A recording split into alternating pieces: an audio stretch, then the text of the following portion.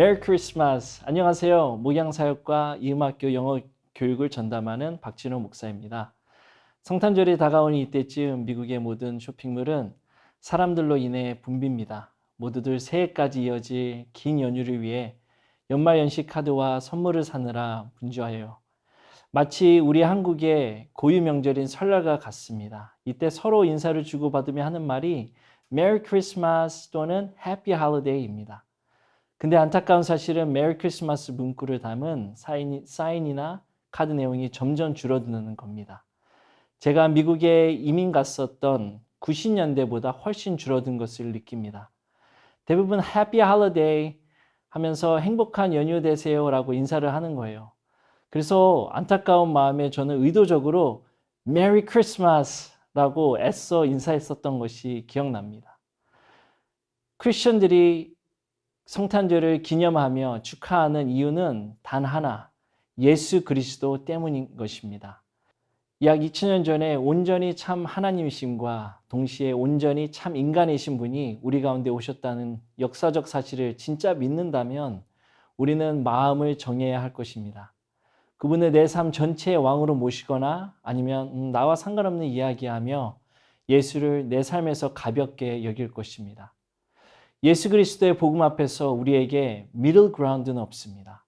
예수님의 초대를 수락하거나 거부하는 것이죠. 성경 말씀을 통해 하나님의 아들 그리스도를 진심으로 믿으시고 그분을 내 평생에 따라가기로 마음을 정했다면 우리는 그분을 예배하며 가는 곳곳마다 그분에 대해서 자랑하며 다니고 싶을 거예요. 오늘 여러분들과 살펴볼 하나님 말씀을 통해 크리스마스의 아름다운 이야기가 우리의 마음을 더욱더 새롭게 했으면 좋겠습니다. 자, 그럼 우리 하나님의 선물에 대해서 알아볼까요? 예수 그리스도의 나심은 이러하니라. 그의 어머니 마리아가 요셉과 약혼하고 동거하기 전에 성령으로 잉태된 것이 나타났더니 그의 남편 요셉은 의로운 사람이라 그를 드러내지 아니하고 가만히 끊고자 하여 이 일을 생각할 때 주의 사자가 현몽하여 이르되 다윗의 자손 요셉아 내 아내 마리아 데려오기를 무서워하지 말라. 그에게 잉태된 자는 성령으로 된 것이라. 아들을 낳으리니 이름을 예수라 하라. 이는 그가 자기 백성을 그들의 죄에서 구원할 자이심이니라 하니라. 이 모든 일이 된 것은 주께서 선지자로 하신 말씀을 이루려 하심이니 이르시되 보라 처녀가 잉태하여 아들을 낳을 것이요 그의 이름을 임마누엘이라 하라 하셨으니 이를 번역한즉 하나님이 우리와 함께 계시다 함이라. 요셉이 잠에서 깨어 일어나 주의 사자의 분부대로 행하여 그의 아내를 데려왔으나 아들을 낳기까지 동침하지 아니하더니 낳음의 이름을 예수라 하니라. 본문 마태복음에서 저자는 크리스마스를 현실적으로 가능케 한 정말 중요한 사건을 이야기해 주고 있습니다. 이 역사적 순간을 살펴보면서 우리는 세 가지 크리스마스 이야기의 아름다움을 볼 수 있습니다. 첫 번째로 하나님께서는 구원의 역사를 이루기 위해 우리가 함께 하시기를 원하십니다. 마태복음 첫 오프닝에 소개되는 이름들을 그냥 단순한 리스트가 아니라고 우리는 어제 말씀을 통해 잘 배웠습니다. 마태는 이스라엘의 역사와 더 나아가 세계의 역사가 하나님의 주권 아래에 있다고 말씀하고 있습니다. 그래서 하나님께서 인류의 구원을 위해 일하시는 것을 말씀하고 있는 것이죠. 여러분, 우리 하나님은 history maker이십니다. 하나님께서는 역사를 주도하시는 분이십니다. 그리고 하나님께서는 인류 역사에서 가장 중요한 순간에 하나님의 뜻에 합한 자, 순종한 자를 쓰신다는 것입니다. 본문 말씀에 마리아의 약혼자 요셉의 입장에 서서 생각해 보면 우리가 하나님의 천사로부터 그의 아들이 태어날 거라는 메시지를 들었을 때 어땠을지 참 궁금합니다. 요셉은 마리아 손도 못 잡아 봤는데 아마 속으로는 수치심과 모욕을 느꼈을 거예요. 그리고 남자로서 자존심도 상하고 기분도 몹시 나빴을 것입니다.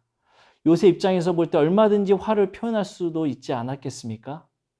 하지만 19절에 요셉은 유대인의 법에 따라 마리아와 조용히 이혼을 하려고 마음을 먹었는데 하나님께서는 요셉이 겪고 있는 여러 복잡한 감정과 속상해하는 마음을 아시기에 꿈에 천사를 보내어 말씀하십니다. 다윗의 자손 요셉아, 마리아를 데려오기를 무서워하지 말라. 그에게 잉태된 자는 성령으로 된 것이라. 여러분, 요셉의 이 메시지를 들었을 때 어떠한 생각이 들었을까요?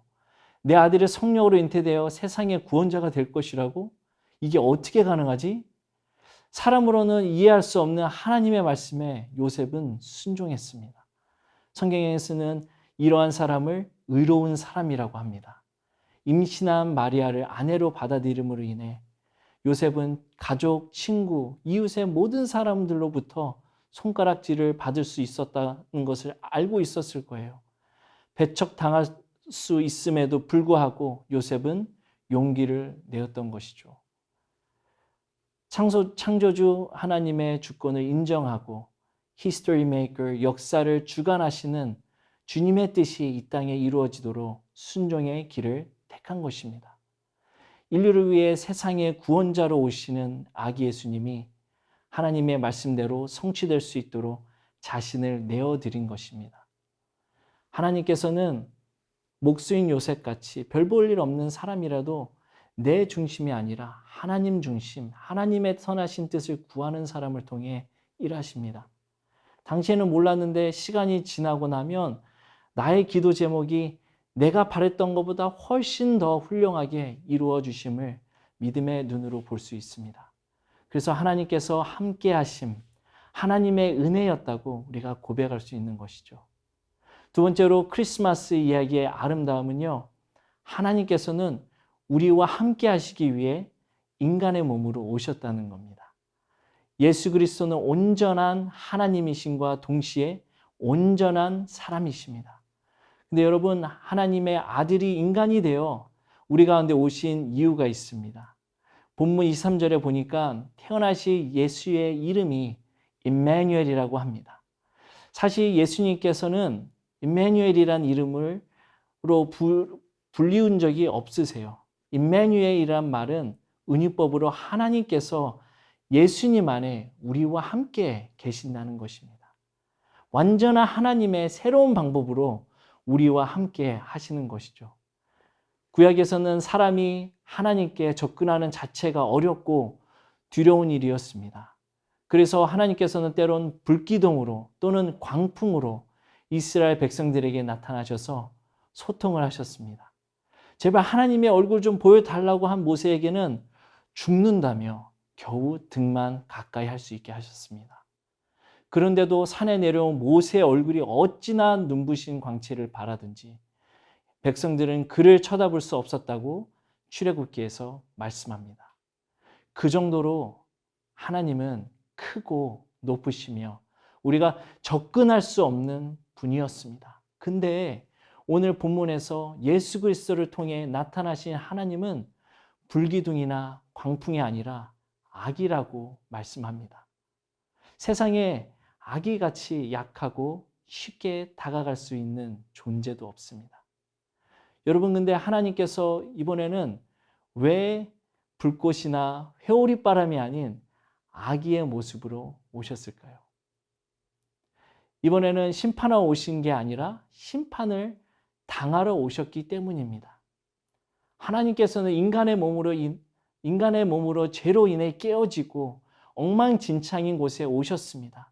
쓸어버리러 오신 것이 아니라 우리를 대신에 쓸어 당하심을 받으러 오셨습니다. 고린도후서 5장의 말씀처럼 하나님이 죄를 알지도 못하신 이를 우리를 대신하여 죄로 삼으신 것은 우리로 하여금 그 안에서 하나님의 의가 되게 하러 오셨습니다. 라고 말씀합니다. 요즘 비행기를 타려면 참 번거롭습니다. 엑스레이 검색대를 다 통과해야 돼요. 오래전 저는 온몸을 수색 당한 적이 있어요.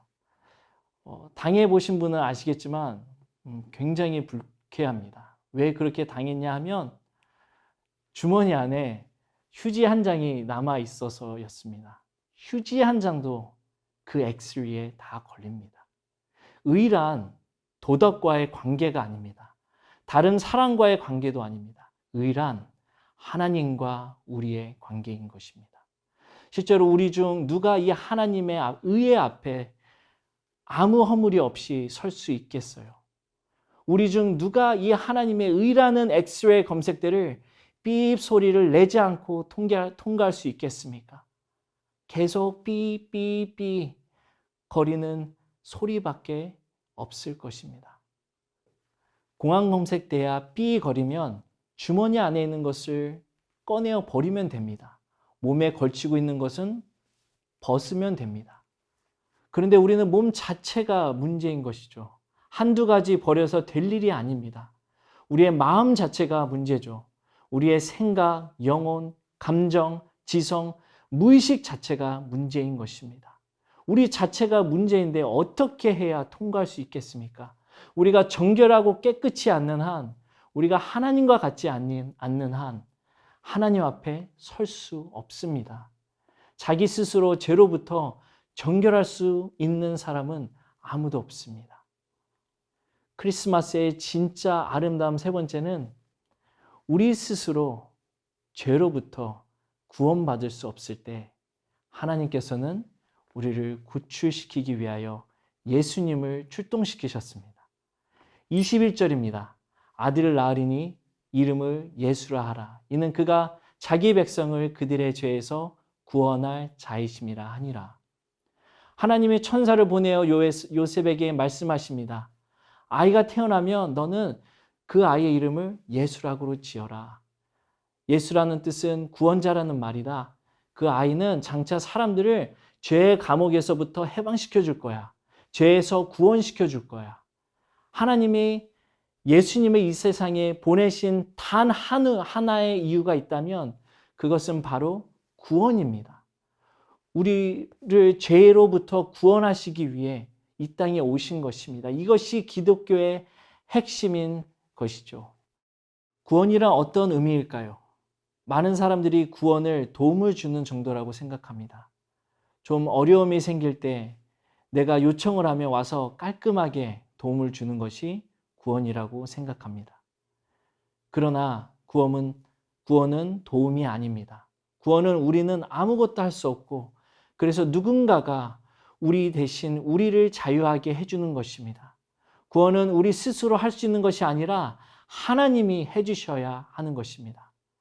약 6년 전 2015년 10월 22일 새벽 2시쯤에 IS에 붙잡혀서 다음 날이면 처형당할 위기에 있던 인질 69명이 있었습니다.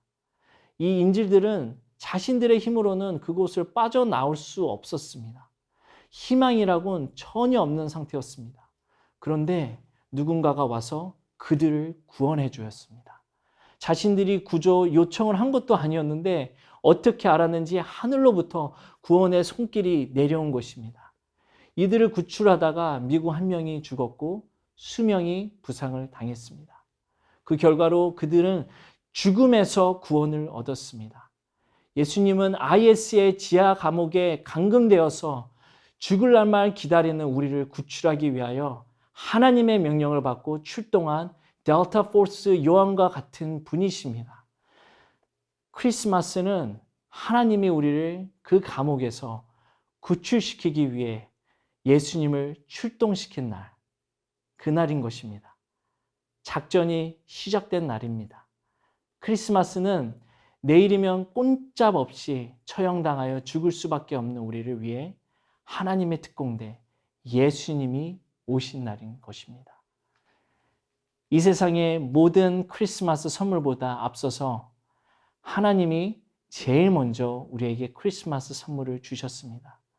이 세상의 그 어떤 크리스마스 선물보다 더 귀한 선물을 하나님이 주셨습니다. 그것은 바로 예수 그리스도이십니다. 하나님이 우리에게 주시는 이 선물을 이제 한번 열어보지 않으시겠습니까? 오늘 우리 이 말씀을 가지고 같이 기도했으면 좋겠습니다. 성탄절을 맞이하여 우리의 마음이 다시 한번 예수님께 초점을 맞추어 우리가 예수님 안에 있어 그분과 대화하고 그분께 배우며 매 순간 그분과 동행하게 은혜 내려 주시옵소서. 소외된 이웃을 돌아볼 수 있는 긍휼한 마음을 주셔서 예수님의 손과 발이 되어 기도할 때 맡겨진 영혼들을 치유하며 생명의 복음이 은혜 가운데 흘러가게 하옵소서. 오늘 있을 수요 예배를 통해 교회의 생명력을 불어넣어 주시고 응답받는 시간이 되게 하여 주옵소서. 우리 함께 기도하겠습니다.